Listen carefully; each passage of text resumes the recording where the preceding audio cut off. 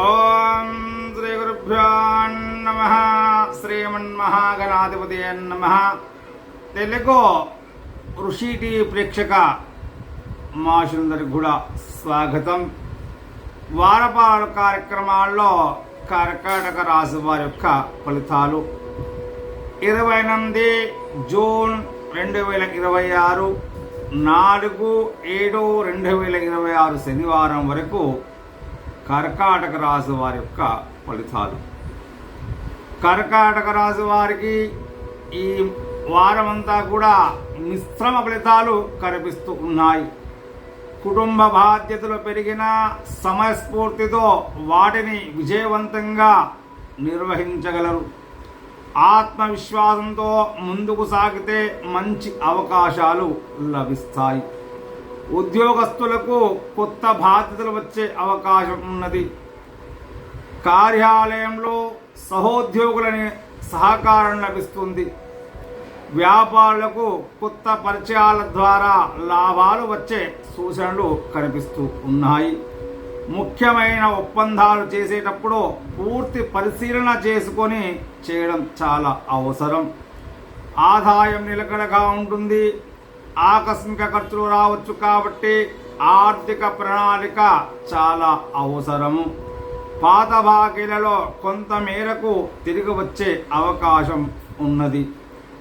కుటుంబ సభ్యులతో సంతోషకరమైనటువంటి సమయాన్ని మీరు గడపగలుగుతారు.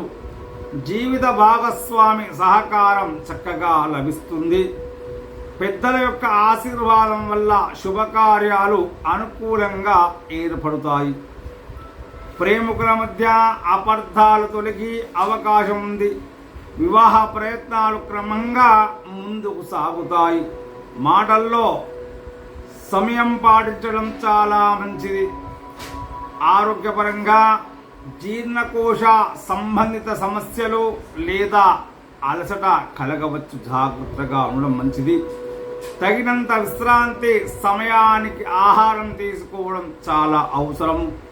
యోగా, ధ్యానం మేలు చేస్తాయి. ఇక ఈ కర్కాటక రాశి వారందరూ కూడా ప్రతి సోమవారం రోజున పరమశివుని అభిషేకం చేయండి. ఓం నమశివాయ అనే మంత్రాన్ని చక్కగా జపిస్తూ ఉండండి.